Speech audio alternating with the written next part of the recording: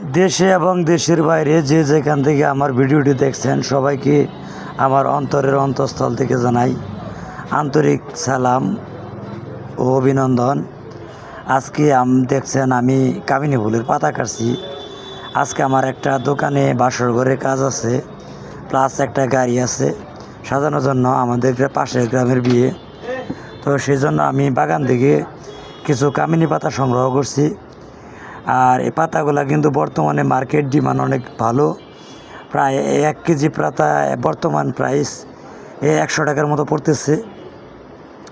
আপনারা দেখছেন পাতাগুলাকে কীভাবে কাটতে হয়। গাছগুলা এখান থেকে স্থানান্তর করা হবে, যেহেতু এই জমিতে আমি ধান লাগাবো, আবার নতুন করে বাগান করব। কামিনী পাতা আপনি যদি বাণিজ্যিকভাবে চাষ করতে পারেন তাহলে কিন্তু এটাতে ভালো লাভ হয়। প্রায় 1 বিঘা জমি থেকে আপনি কামিনী পাতা সংরক্ষণ করলে বছরে প্রায় 4 লক্ষ টাকার মতো পাতা বিক্রি আসে। সেক্ষেত্রে আমি মনে করি কামিনী পাতা চাষ অত্যন্ত লাভজনক। এখন দেখছেন আমি আমার বাগান থেকে গোলাপ সংগ্রহ করছি। এই বাগানটাও ভেঙে ফেলা হবে, এটা আমার নতুন বাগান ছিল। কিন্তু এই জায়গায় বর্তমানে কিন্তু আজকে কালকে 2 দিনের বাজার গেছে গোলাপ 7 টাকা 8 টাকা পাইকারি বাজার, 5 টাকা 6 টাকা এরকম বাজার আছে, নরমালি চলতেছে। আর এখন দেখছেন আমি আরমন্ডা ফুল তুলতেছি। এটি দিয়ে গাড়ি, বাসর ঘর, গায়ে হলুদের স্টেজ, বিভিন্ন প্রোগ্রামে সাজানো যায়। প্লাস এটার ভালো ডিমান্ড আছে মার্কেটে। এই ফুলগালা বর্তমান বাজার মূল্য 2 টাকা পিস। তবে এটা বাণিজ্যিকভাবে চাষ করতে পারলে আপনি লাভবান হতে পারবেন।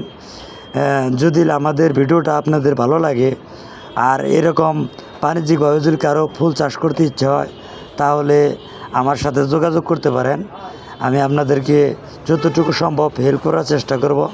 আমি যেহেতু একজন গোলাপ চাষি প্লাস আমি একজন ফুল ব্যবসায়ী, সেই জন্য আমি আপনাদেরকে যতটুকু পারি হেল্প করার চেষ্টা করব অবশ্যই।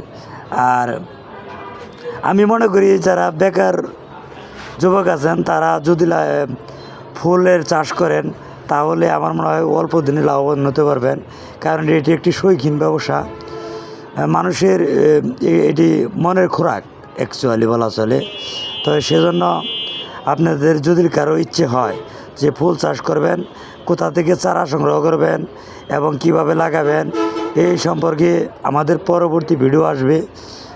আপনারা একের পর এক ভিডিও দেখতে পারবেন। প্লাস আমরা বিভিন্ন ফসলের রোগ পোকামাকড় নিয়ে আলোচনা করব। যে কথা বলছিলাম, আমাদের ফসলে পোকামাকড় রোগবালাই নিয়ে আমরা বিভিন্ন সময় বিভিন্ন ভিডিও নিয়ে আসবো।